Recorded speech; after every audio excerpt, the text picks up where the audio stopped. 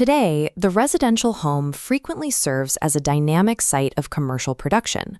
Launching a venture from a private residence offers distinct logistical advantages, like eliminating commute times and drastically reducing overhead costs. However, operating within these domestic walls introduces hidden operational hazards, particularly extreme isolation and the blurring of professional and personal boundaries. The physical location of a home office obscures the underlying economic reality of the work being executed inside it. Aspiring founders consistently confuse where the work happens with how the entity is actually structured. Simply setting up a desk and conceptualizing a creative idea does not automatically make someone an entrepreneur. Before evaluating the viability of any creative concept, we must establish a precise definitional boundary of what constitutes a business. Identifying a venture's true nature requires looking past the physical architecture of the home office to directly examine its structural and economic connections. Under the roof of a single private residence, two entirely distinct economic models can operate side by side. The first model is the remote worker, an individual firmly tethered to an existing employer. The remote worker's output flows directly to a single corporate node, which absorbs the systemic risk. Conversely, the independent business owner operates completely outside corporate safety. Their output must be distributed across a decentralized network of smaller consumers. Aspiring founders must grasp this terminology and clearly comprehend the immense systemic risk involved in pursuing the second model. True entrepreneurship demands severing that single corporate tether and accepting the volatility of engaging the broader market directly. Once that corporate tether is severed, an independent home-based venture requires a rigorous framework to evaluate its creative concepts. We use a strict set of boundary conditions, known as the founder's triad, to determine a concept's commercial viability. Looking at this analytical grid, we isolate the absolute first required quality, the founder's intrinsic competence.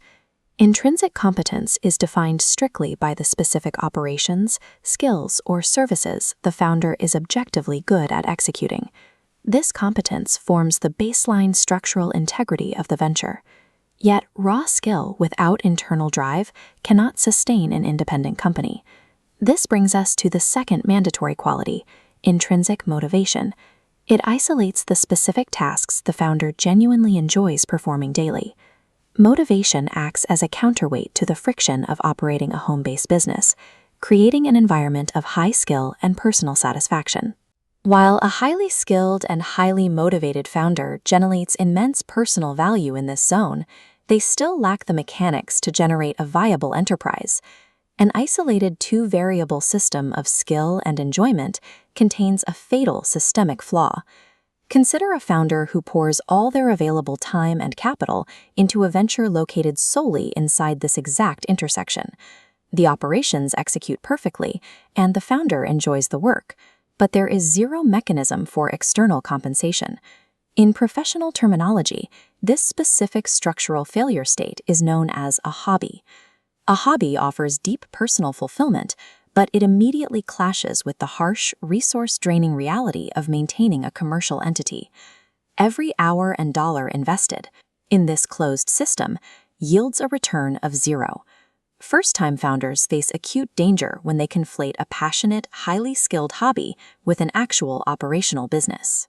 Any concept resting entirely within just these two parameters is structurally doomed to collapse as an independent venture.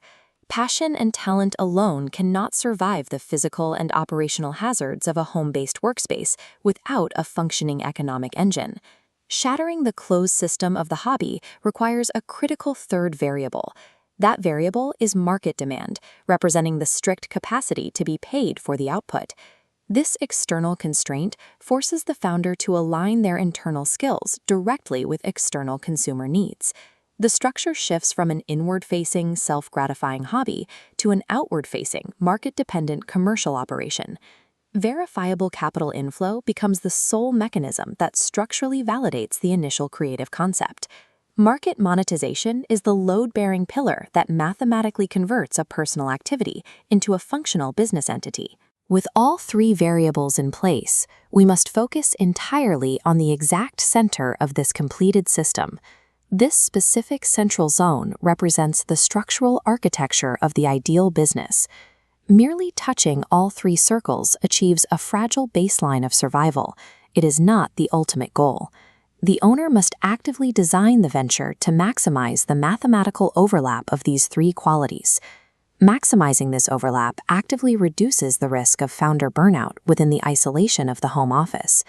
Operating deeply within this zone ensures the highest possible quality of commercial output. Achieving this equilibrium provides the ultimate defense against the operational hazards that plague new ventures. Optimizing this specific geometric intersection is the primary, ongoing mathematical objective of the independent founder. Moving from the theoretical model back to the physical reality of the desk, the path forward becomes clear. Equipping aspiring founders requires abandoning generic motivation and relying entirely on rigorous, objective evaluation. Ruthlessly applying these strict boundary conditions separates doomed conceptual hobbies from viable companies long before a single dollar is spent. Mastering this foundational knowledge is the definitive, non-negotiable threshold a remote worker must cross to forge themselves into a true, independent business owner.